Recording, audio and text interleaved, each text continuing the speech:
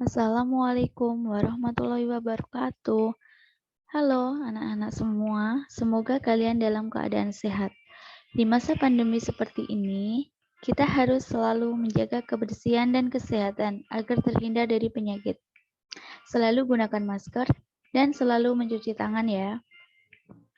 Perkenalkan, nama saya Ellen Puji Astuti. Saya merupakan mahasiswa dari Program Asistensi Mahasiswa Pendidikan Biologi dari Universitas Bantara Sukoharjo.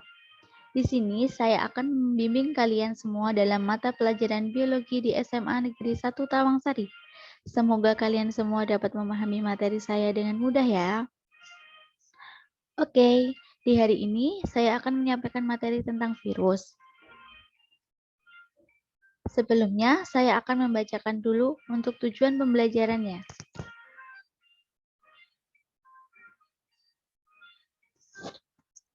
Adapun tujuannya, diharapkan siswa dapat menjelaskan ciri-ciri tentang virus. Yang kedua, menjelaskan bagaimana cara replikasi virus siklus litik dan siklus lisogenik. Yang ketiga, mengevaluasi cara penularan penyakit yang disebabkan oleh virus COVID-19. Yang keempat, menyajikan data cara-cara menghindari virus COVID-19 dan mengetahui peranan virus dalam kehidupan manusia. Selanjutnya, ciri-ciri virus. Yang pertama, berukuran sangat kecil, sekitar 20-300 milimikron. Artinya, jadi virus itu benda yang mikroskopis. Bisa kalian lihat dengan bantuan mikroskop. Untuk yang kedua, dalam tubuh virus terkandung salah satu asam nukleat, DNA atau RNA saja. Untuk yang ketiga, dalam proses reproduksinya, virus hanya diperlukan asam nukleat. Yang keempat, virus tidak memiliki kemampuan untuk memperbanyak diri di luar sel-sel hidup. Artinya, virus itu hanya bisa memperbanyak diri pada sel inang. Untuk yang kelima, dapat dikristalkan atau sebagai benda tak hidup dan dapat dicairkan kembali. Jadi virus pada sel inang itu bisa hidup dan pada sel di luar inang itu tidak bisa hidup. Jadi virus itu membutuhkan ribosom untuk kelangsungan hidupnya. Untuk gambarnya bisa dilihat di samping untuk virus itu sendiri. Ada kapsid, DNA, leher, selubung ekor, serabut ekor, papan dasar, dan jarum penusuk.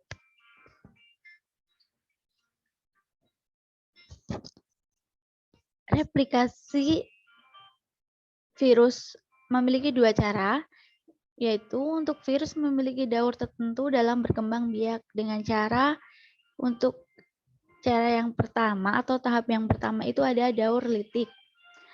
Pada daur litik ini, virus akan menguasai dan menghancurkan DNA bakteri.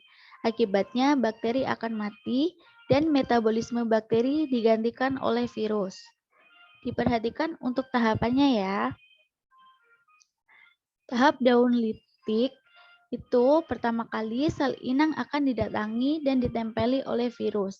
Jadi, virus akan merekatkan dirinya ke sel inang yang disebut dengan tahap absorpsi. Kemudian, virus akan mengeluarkan lisozim yang menghancurkan membran sel inang dan memasukkan materi genetiknya yang disebut tahap penetrasi. Kemudian, materi genetik tersebut akan mengambil alih proses metabolisme sel inang yang disebut tahap eklivase. Lalu, virus akan memanfaatkan materi-materi yang dimiliki sel inang untuk melakukan sintesis atau pembentukan virus-virus baru dan sehingga akan memenuhi sel yang lain. Kemudian dengan virus-virus baru tersebut akan menjadikan lisis atau pecah. Lalu virus baru tersebut akan menyerang sel-sel inang yang lainnya yang sehat. Nah, ini untuk tahap daur litik untuk virus.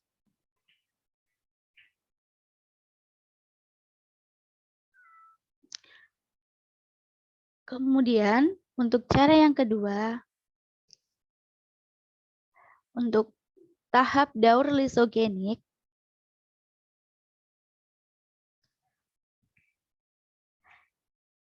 Pada daur lisogenik itu sama dengan daur litik, hanya saja DNA virus tidak mengambil alih tetapi menempel pada DNA bakteri. Akibatnya, apabila DNA bakteri membelah, maka DNA virus juga ikut membelah. Untuk tahapannya, pada daur lisogenik, setelah absorpsi dan penetrasi, akan terjadi penggabungan DNA sel inang dan virus, sehingga akan membentuk lab profag, yaitu gabungan DNA sel inang dan virus. Setelah terbentuk profag, sel-sel tersebut akan terus-menerus membelah, sehingga suatu saat pada saat yang tepat, saat sel inang sedang melemah, virus akan mengambil alih metabolisme sel inang, dan terjadilah eklifase, sintesis, hingga akhirnya sel inang lisis atau pecah.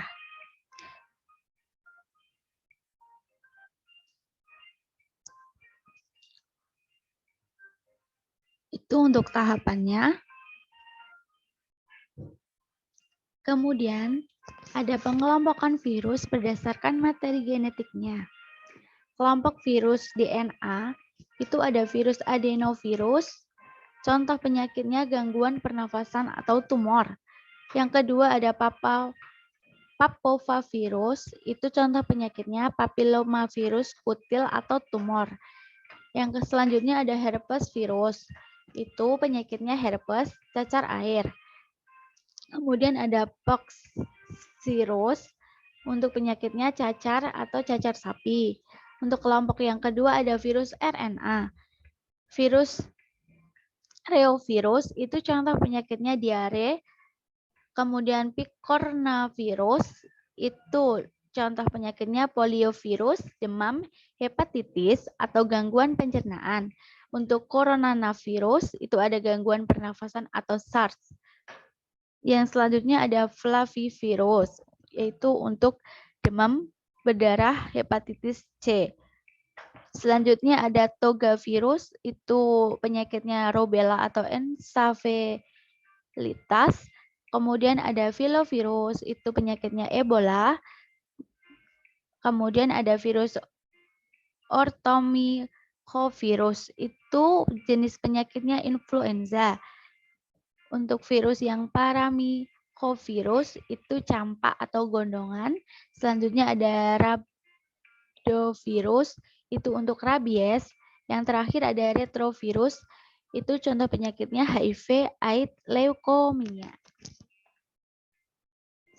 Nah, selanjutnya masuk apa sih coronavirus itu? Sekarang kan sedang marak diperbincangkan di negara kita. Oke, pengertian dari virus corona itu, coronavirus merupakan mikroorganisme parasit yang menyebabkan penyakit pada manusia dan hewan. Pada manusia biasanya menyebabkan penyakit infeksi saluran pernafasan. Kata corona berasal dari bahasa Latin yang artinya crown atau mahkota. Ini sesuai dengan banyak atau bentuk coronavirus itu sendiri, yang kalau dilihat dengan mikroskop nampak seperti mahkota. Bentuk mahkota ini ditandai oleh adanya protein S yang berupa sepatu, sehingga dinamakan spike protein, yang tersebar di sekeliling permukaan virus atau di dalam tanda panah itu ya. Bisa dilihat di samping. Protein S inilah yang berperan penting dalam proses infeksi virus terhadap manusia.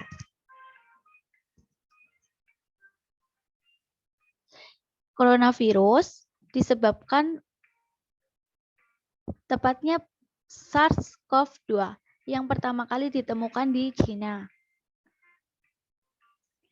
SARS-CoV-2 berasal dari SARS-CoV, penyebab SARS yang pernah menjadi epidemi di tahun 2003 yang termutasi.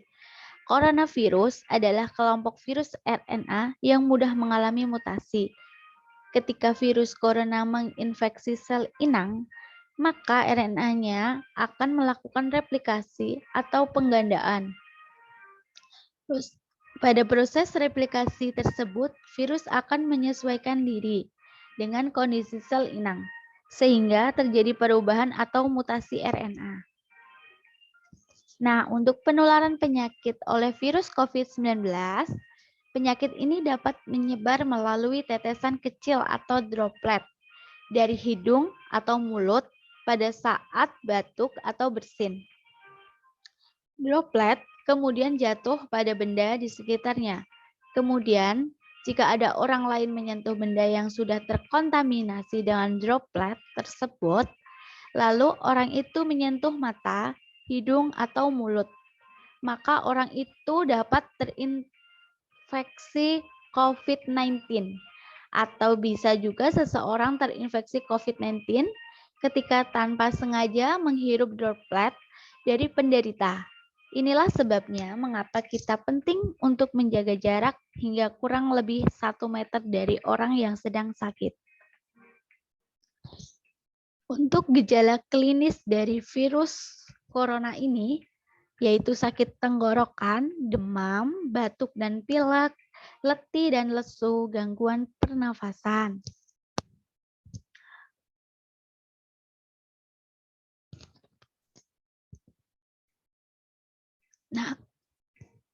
Nah, untuk peranan virus dalam kehidupan manusia, yang pertama itu ada yang menguntungkan. Satu, untuk pembuatan vaksin. Vaksin dibuat dari virus yang dilemahkan, kemudian dimasukkan ke dalam tubuh manusia untuk mengaktifkan sistem kekebalan tubuh. Yang kedua, untuk melemahkan bakteri di dalam tubuh kita. Bakteri patogen akan melemah jika diinfeksi oleh virus. Yang ketiga, terapi gen. Retrovirus menjadi vektor untuk memasukkan enzim adenosin deaminase ke dalam limfosit abnormal. Yang keempat, ada pembuatan interferon. Virus dapat memicu pembentukan interferon, yaitu protein yang merupakan respon imun non-spesifik untuk melawan bakteri, virus, atau kanker. Yang kemudian ada bioinsektisida, yaitu bakulovirus dimanfaatkan untuk pembasmi serangga yang ramah lingkungan. Selanjutnya ada penyakit yang disebabkan oleh virus atau yang merugikan. Yang pertama ada tumbuhan. Virus Triteza, pertumbuhan tanaman jeruk menjadi lambat. Yang kedua, virus Tugro, tanaman padi menjadi kerdil. Yang ketiga, ada penyakit mozaik, menyerang tembakau, kentang, dan tomat.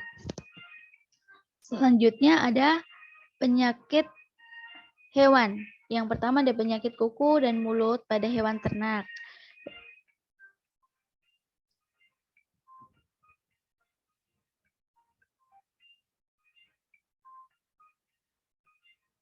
Yang kedua, ada penyakit rabies pada anjing, kucing, dan monyet.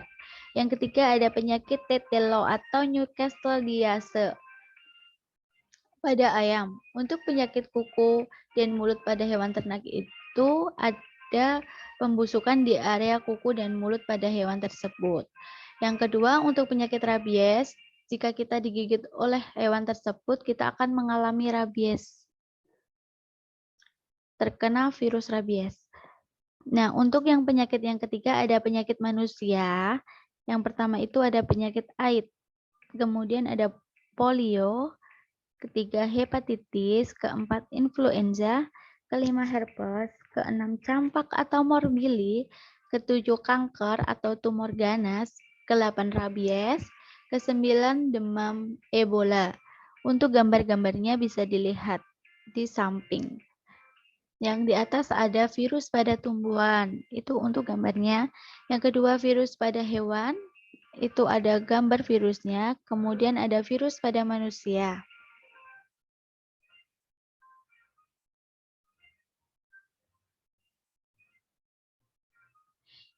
Selanjutnya, cara-cara menghindari virus COVID-19. Yang pertama, menjaga kesehatan dan kebugaran agar stamina tubuh tetap prima dan sistem imunitas atau kekebalan tubuh meningkat. Kedua, ketika batuk dan bersin, tutup hidung dan mulut. Ketiga, hindari kontak dengan orang lain atau berpergian ke tempat umum. Keempat, hindari menyentuh mata, hidung, dan mulut, atau di area segitiga wajah. Kelima, gunakanlah masker,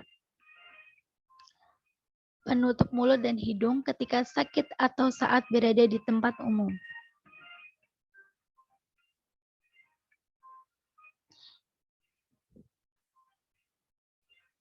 Nah, itu untuk materi virus ini. Jadi kita itu harus menjaga kesehatan kita sendiri yang dimulai dari diri kita sendiri agar terhindar dari virus yang sedang melanda di negeri kita ini. Oke, mungkin itu materi yang bisa saya sampaikan. Ada sedikit kata-kata dari saya. Setiap perjuangan itu pasti ada hasilnya.